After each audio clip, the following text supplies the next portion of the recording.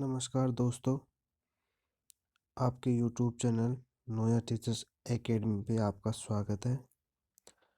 22 फरवरी 2015 में सीटेट में साइकोलॉजी के 30 क्वेश्चन आए थे। उन 30 क्वेश्चनों को आज हम देखेंगे। तो चलते हैं क्वेश्चनों की तरफ। फर्स्ट क्वेश्चन, शिक्षार्थियों के ज्ञान अर्जन में सहायता करने के क्रम में अध्यापकों को किस पर ध्यान केंद्रित करना चाहिए।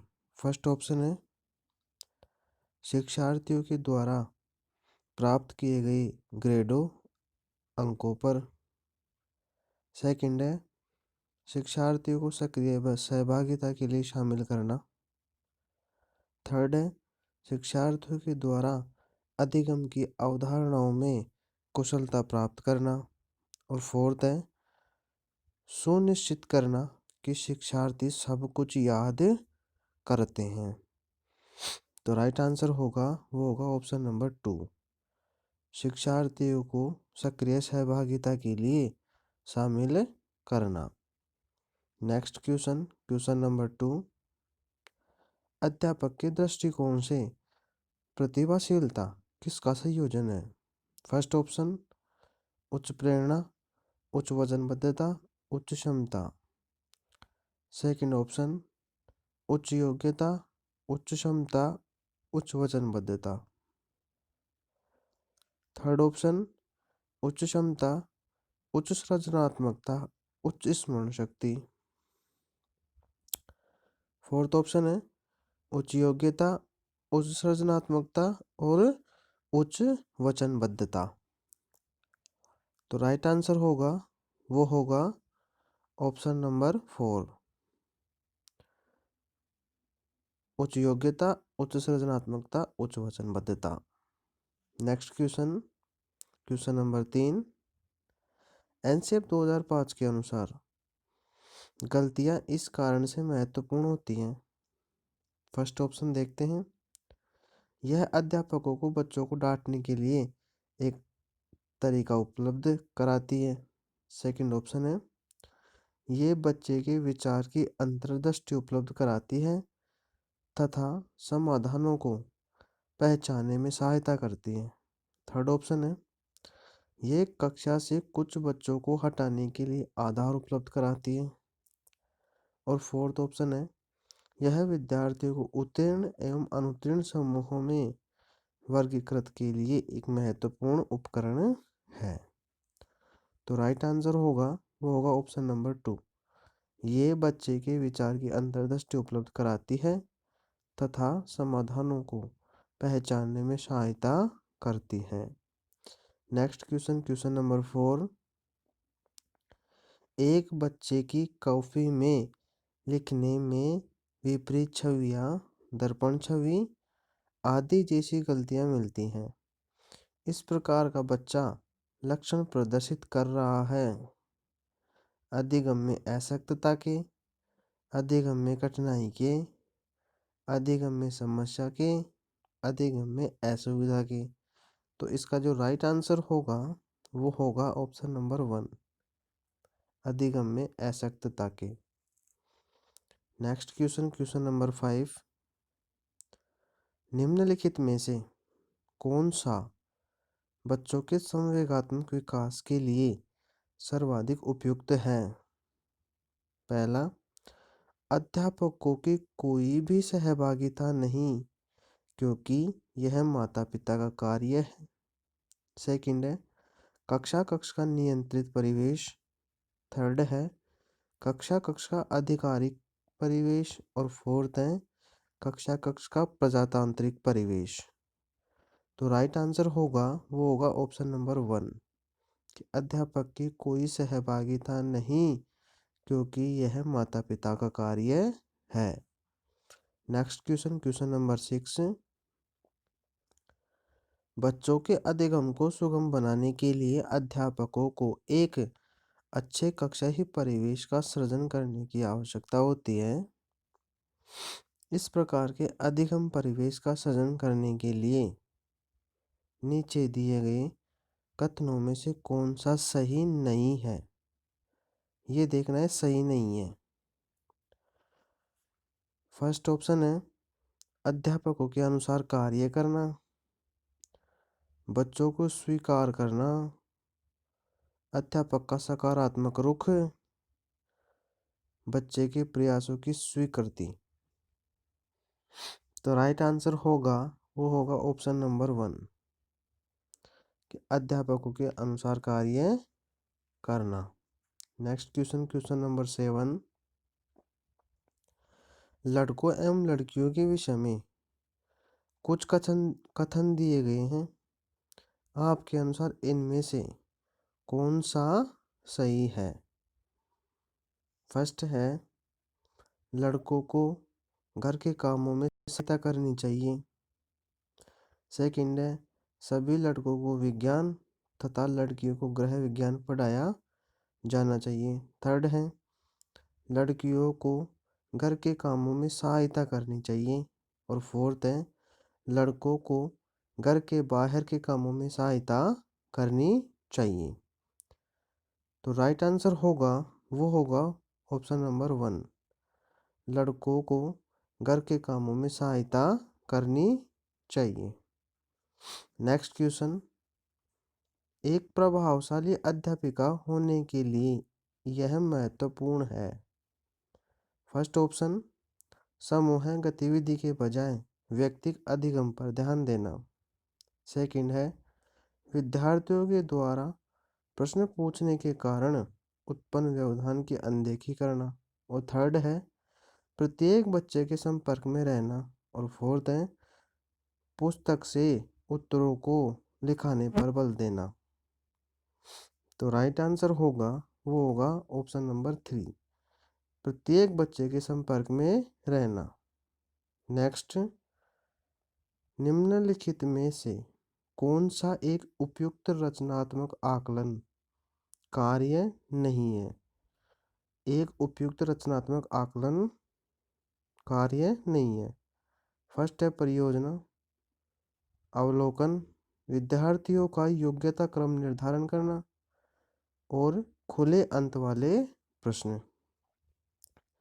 तो राइट आंसर होगा ऑप्शन नंबर 3, विद्यार्थियों का योग्यता क्रम निर्धारित करना। क्वेश्चन नंबर 10, विकृत लिखावट से संबंधित लिखने की योग्यता में कमी किसका एक लक्षण है। डिस्प्रैक्सिया, डिस्कैलकुलिया, डिसलेक्सिया और डिसग्राफिया। तो राइट आंसर होगा डिस्ग्राफिया। नेक्स्ट क्वेश्चन, पियाजे के सिद्धांत के अनुसार निम्नलिखित में से कौन सा व्यक्ति के संज्ञानात्मक विकास को प्रभावित नहीं करेगा। फर्स्ट सामाजिक अनुभव, परिपक्वन, क्रियाकलाप और भाषा। तो राइट आंसर होगा सामाजिक अनुभव। नेक्स्ट, इनमें से कौन सा त्रितंत्रीय सिद्धांत में व्यवहारिक बुद्धि का अभिप्राय नहीं है। फर्स्ट, केवल अपने विषय में व्यवहारिक रूप से विचार करना। सेकंड है इस प्रकार के पर्यावरण का चयन करना जिसमें आप सफल हो सकते हैं। और थर्ड है पर्यावरण के साथ अनुकूलन करना। फोर्थ है पर्यावरण का पुनर्निर्माण करना। तो राइट आंसर होगा ऑप्शन नंबर 1, केवल अपने विषय में व्यवहारिक रूप से विचार करना। नेक्स्ट क्वेश्चन, कोई भी नाराज हो सकता है, यह आसान है, परंतु एक सही व्यक्ति के ऊपर सही मात्रा में सही समय पर सही उद्देश्य के लिए तथा सही तरीके से नाराज होना आसान नहीं है।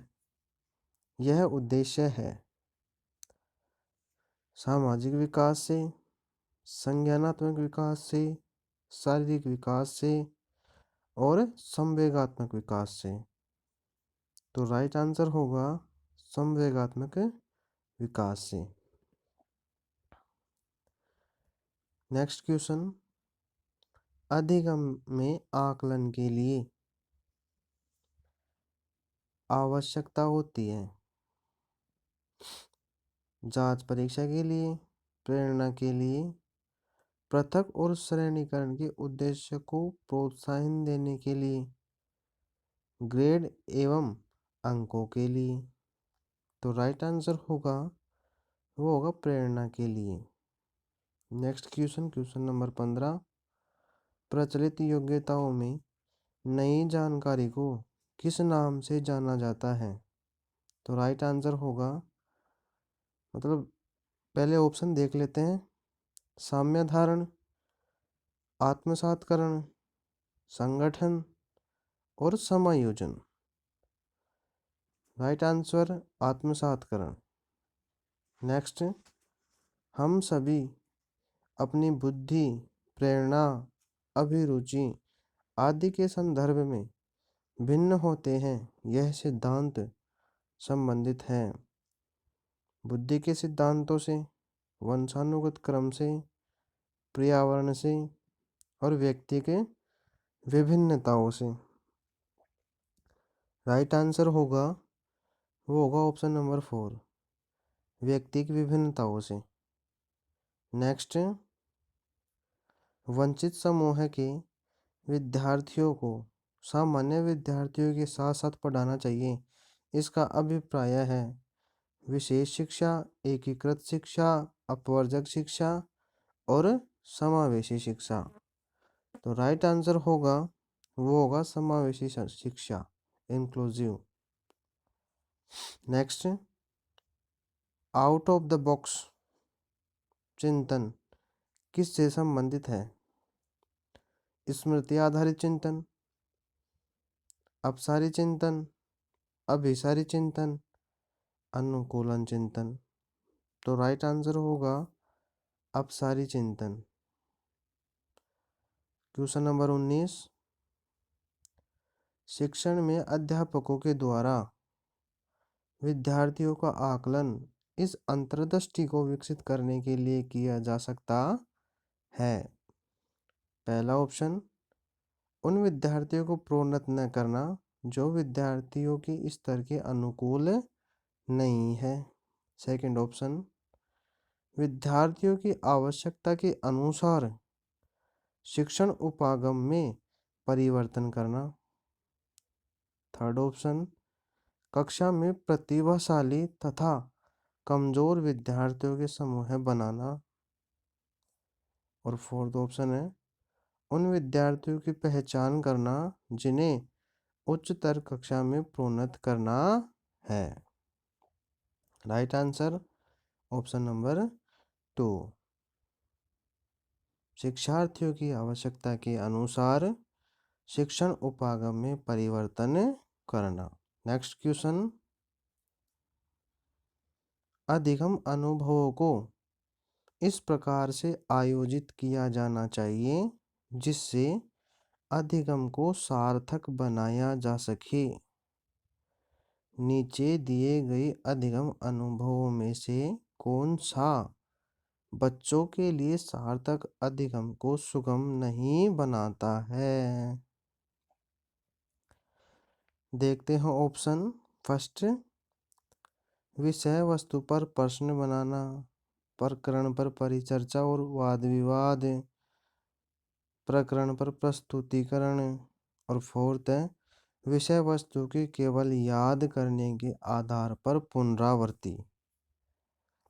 राइट आंसर होगा ऑप्शन नंबर 4, विषय वस्तु की केवल याद करने के आधार पर पुनरावृत्ति। नेक्स्ट, बच्चों को शाब्दिक या गैर शाब्दिक दंड देने का परिणाम होता है।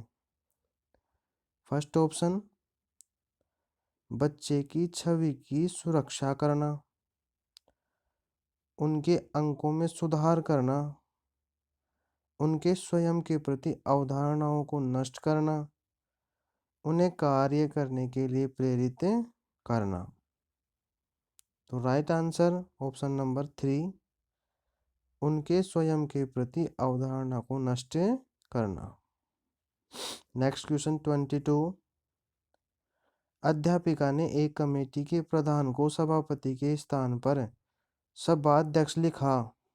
यह संकेत करता है कि अध्यापिका भाषा पर अच्छा अधिकार रखती है, एक लिंग मुक्त भाषा का प्रयोग कर रही है, लिंग पूर्वग्रह से ग्रस्त है, और फोर्थ है एक अधिक उपयुक्त परिभाषिक शब्द का पालन करती है। राइट आंसर होगा लिंग पूर्वग्रह से ग्रस्त है।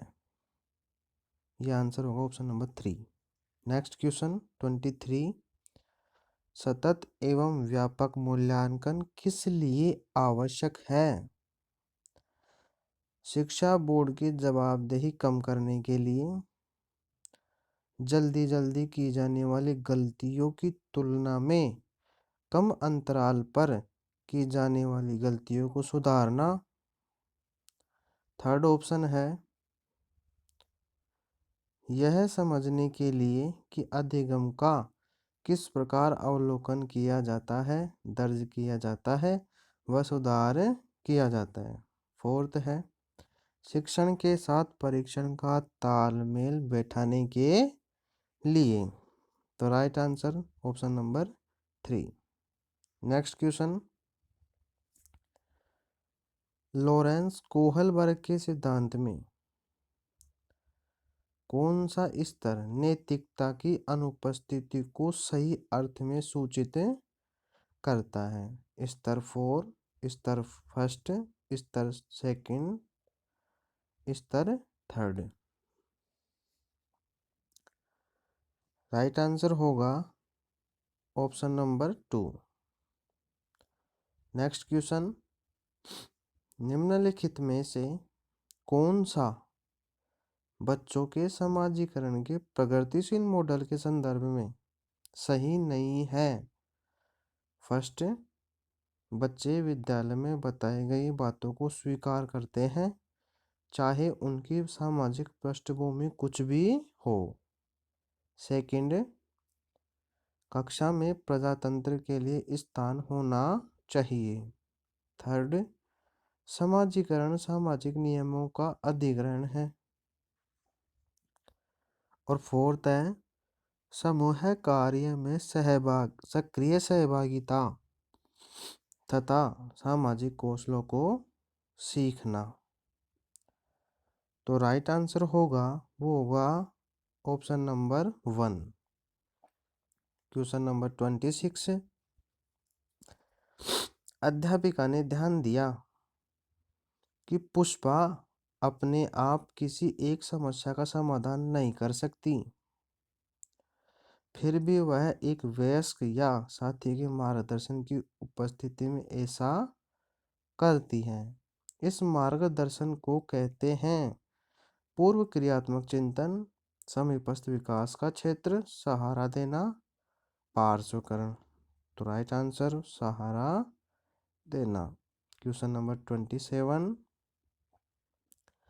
निम्नलिखित में से कौन प्रारंभिक बाल्यावस्था अवधि के दौरान उन भूमिकाओं एवं व्यवहारों के बारे में जानकारी प्रदान करते हैं जो एक समूह में स्वीकार्य है? फर्स्ट है अध्यापक एवं साथी, साथी एवं माता पिता, माता पिता और भाई बहन, भाई बहन और अध्यापक।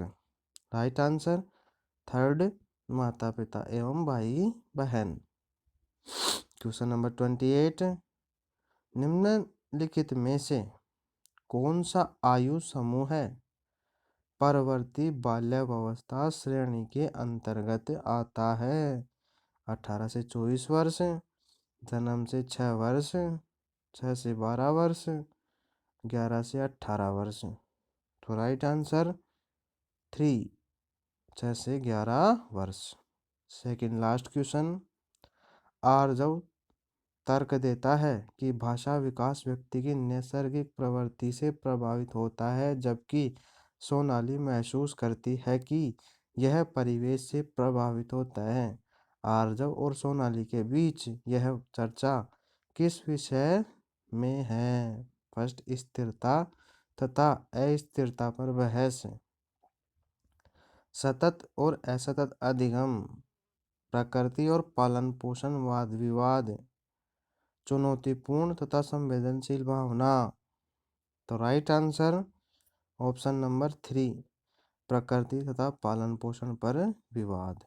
नेक्स्ट एंड लास्ट क्वेश्चन, विद्यार्थियों को स्वच्छता के लिए प्रेरित करने हेतु उन्हें स्वच्छता समिति का सदस्य बनाना प्रतिबिंबित करता है। फर्स्ट है प्रेरणा का व्यवहारवादी उपागम, प्रेरणा का मानवतावादी उपागम, प्रेरणा का संज्ञानात्मक उपागम और प्रेरणा की सामाजिक सांस्कृतिक संकल्पनाएं। तो राइट आंसर 4। तो फ्रेंड्स, ये आज का सेशन आपको कैसा लगा? यदि ये आपको सेशन अच्छा लगा है तो इसे लाइक एंड सब्सक्राइब करना ना भूलें अपना channel Noah teachers academy. Thank you friends.